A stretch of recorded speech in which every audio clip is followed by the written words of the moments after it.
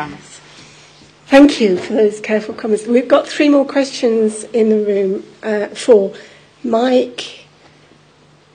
Yeah. John. I can't remember. Yeah. Say your name. I still didn't hear it. I didn't hear it.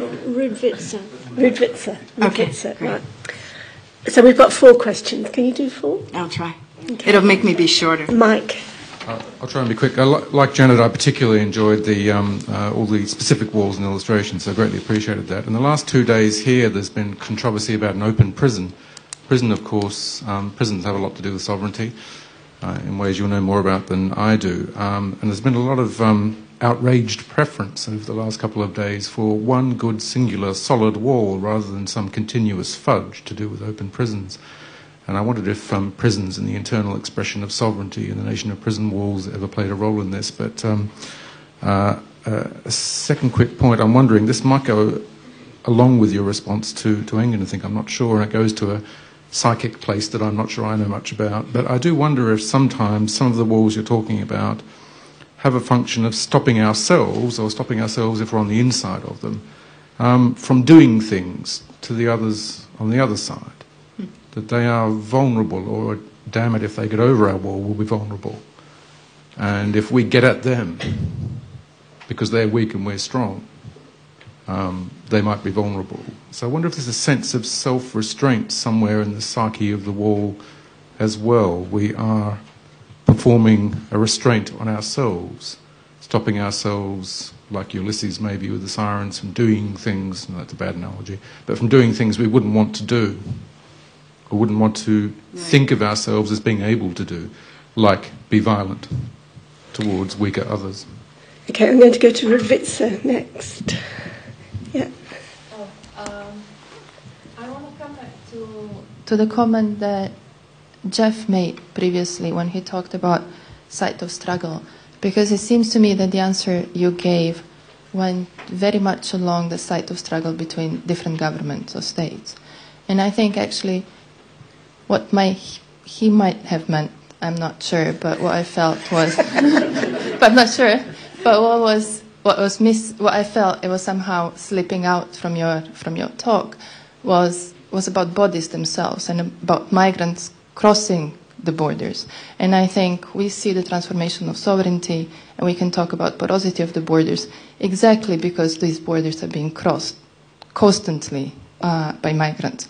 But I had the feeling the way you talked about migrants, it was very much in terms of being destitute masses, and therefore what happens is the depoliticization of that mobility that is being enacted by migrants across different borders of walls.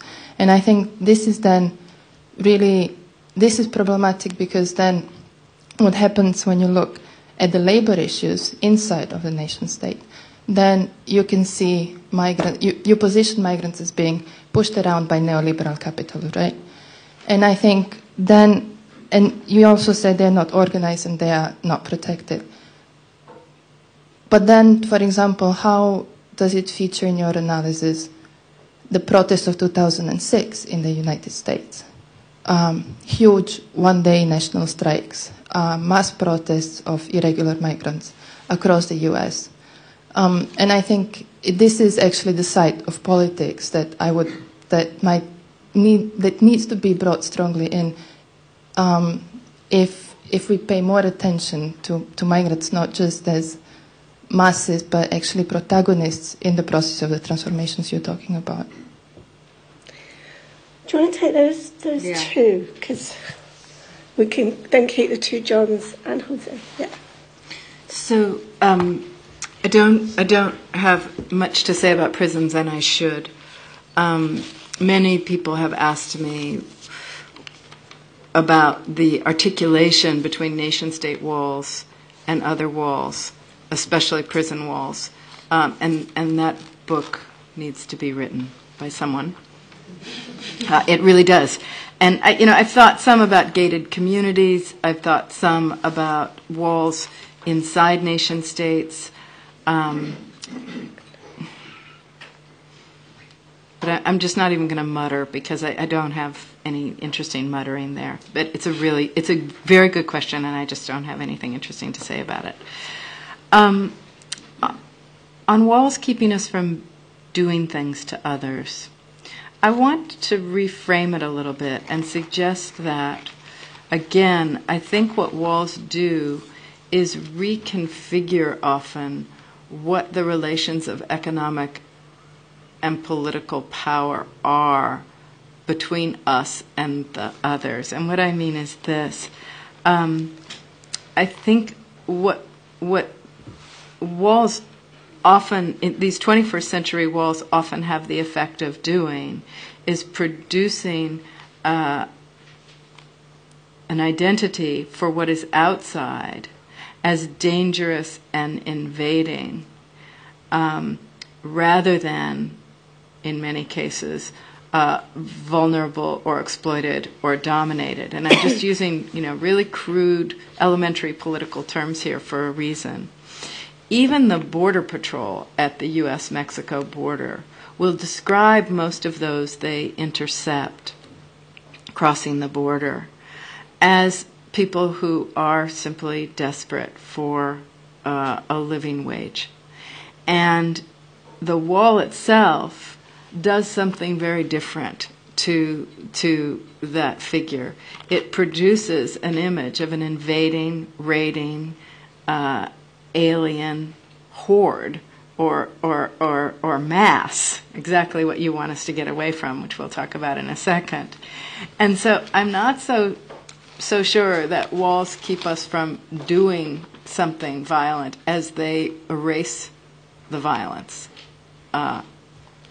Quite importantly, not necessarily the violence of a particular nation, but the violence of, I'll just call it again crudely, of globalization or of global inequality. And certainly the Israeli wall has the same effect. It has very powerfully staged for the world, despite much of the world's objection to it. It has very powerfully staged for the world, as well as for much of the Israeli citizenry, an image of what is on the other side of that wall as just purely dangerous, rather than as the effect of colonial power. And so I'm trying to imagine what you had in mind, and you said you were made nervous by your own thoughts, so you didn't want to go there. But I'm trying to imagine what you had in mind about sort of what we would do to them. But I think when you said, if the wall weren't there, it kind of keeps us keeps those on this side of the wall from acting out certain aggressions or something. And I'm not sure what that is, but I am pretty sure that one of the effects of walls as psychic containers is not just to produce a sense of the nation, restore an image of the intact nation, restore an image of sovereignty intact, restore an image of sovereign power, containment, protection, stability, and order. But and certainly many walls have given a certain orderly appearance as well, and this is part of the sovereignty discussion we haven't quite had time to have. They've given a certain orderly appearance to borders that appeared disorderly before.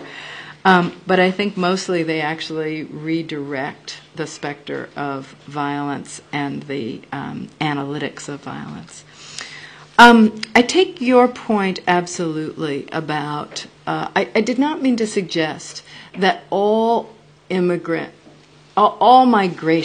in the past quarter century is simply a kind of nameless, faceless mass, or a mass of nameless, faceless persons with no political agency and so forth.